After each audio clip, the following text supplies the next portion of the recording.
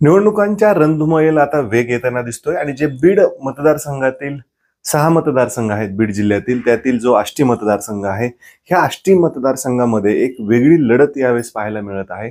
जर पाहिलं तर या आष्टी मतदारसंघामध्ये महायुतीतील राष्ट्रवादी गट आणि भाजपचे मैत्रीपूर्ण लढत ही याच आष्टीमध्ये संपन्न होते.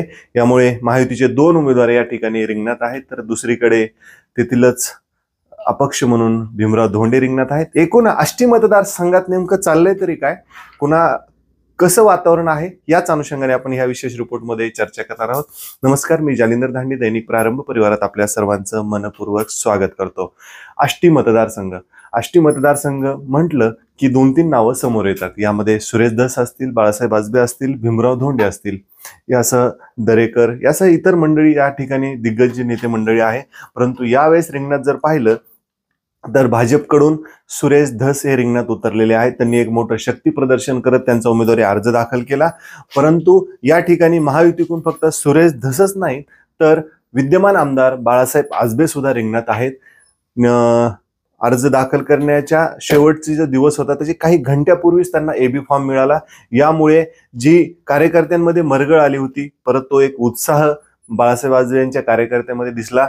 आजबेंच्या जो उमेदवारी अर्ज दाखल करण्यासाठी आपण पाहिले की मोठ्या संख्येने तिथे मतदार रस्त्यावर उतरले होते आणि त्यांनी जे शक्ती प्रदर्शनामध्ये सहभाग घेतला आणि परत सुरेश धस असतील किंवा बाळासाहेब आजबे असतील, या अनुषंगाने आपण पाहिले की त्या ठिकाणी दोघांनी मोठं शक्ती प्रदर्शन केलं.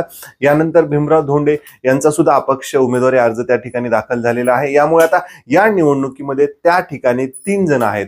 आता या 3 जणांपैकी तिरंगी लढत ही झाली, परंतु अजून एक महाविकास आघाडीकडून तिथं महबूब शेख हे सुद्धा रिंगणात आहेत. यामुळे चौरंगी लढत यावेळेस आष्टी मतदारसंघात पाहायला मिळणार आहे. एकूण महबूब शेख यांना त्या ठिकाणी किती पसंती मिळते हे पाहणं गरजेचं आहे, कारण की महबूब शेख हे शिरूर आष्टी मतदारसंघातील जे शिरूर तालुका आहे तेथील ते रहिवासी आहेत आणि एकूणच आपण पाहिले की त्यांनी युवक प्रदेश अध्यक्ष असताना युवकांच्या प्रश्नावर राज्यभरामध्ये आपली स्वतःची एक ओळख निर्माण केलेली आहे आणि यावेळेस त्यांना आता पक्षाने संधी दिली आहे. विशेष म्हणजे जी लोकसभा निवडणूक पार पडली त्यावेळेस कशा प्रकारे जो जातीपातीचं जे राजकारण झालं ते याच बीड जिल्ह्यामध्ये झालं. त्यावेळेस आपण पाहिले की मोठ्या संख्येने जो इतर समाज, मराठा समाज, दलित समाज, मुस्लिम समाज यासह इतर समाज एकजूट झाला आणि भाजपचे जे अधिकृत उमेदवार होत्या पंकजा मुंडे यांचा या ठिकाणी पराभव झाला,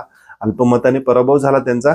परंतु हेच चित्र आता परत जे आहे तीच तीव्रता परत एकदा बीड जिल्ह्यामध्ये दिसते आणि एकूणच ही जी निवडणूक आहे ही सहजी कोणासाठी सोपी नाहीये. सुरेश धस असतील, बाळासाहेब आजबे असतील, भीमराव धोंडे असतील किंवा महबूब शेख असतील, यामुळे ही जी लढत आहे ही सगळ्यांची धाकधूक वाढवणारी आहे. आता एकूणच 4 तारखेला अर्ज मागे घेण्याची तारीख आहे आणि त्यानंतर खरी रंगत या मतदारसंघात पाहायला मिळणार आहे. एकूण सुरेश धस जरी म्हटले असले की ही जी लढत आहे ही सोपी आहे, परंतु जर त्यांच्या एकूणच कामकाज आणि सध्याच्या धावपळीमध्ये पाहिलं की त्यांच्या सुद्धा मनामध्ये एक धाकधूक आहे, कारण की आपण पाहतोय त्यांनी मनोज जरांगे पाटील यांचीही भेट घेतलेली आहे, पंकजा मुंडे यांचीही भेट घेतलेली आहे. यामुळे आता दोन्ही समाज माध्यमांचे मते कुणाला पडतात आणि या ठिकाणी कोण विजयी होतो हे पाहणं गरजेचं आहे. यामुळे ही जी निवडणूक आहे ही रंगतदार असणार आहे, परंतु धाकधूक नक्कीच नेत्यांची वाढते आणि सर्वच कार्यकर्त्यांची वाढताना दिसते. यामुळे मतदान झाल्यानंतर 20 नोव्हेंबरला मतदान आहे आणि 23 नोव्हेंबरला निकाल लागणार आहे. यामुळे आता आष्टी मतदारसंघात विजयाचा गुलाल कोण लावतं हे पाहणं गरजेचं आहे. एकूण आष्टी मतदारसंघात कोणता उमेदवार विजयी होईल, तुमचं मत नक्की कमेंट बॉक्समध्ये कळवा.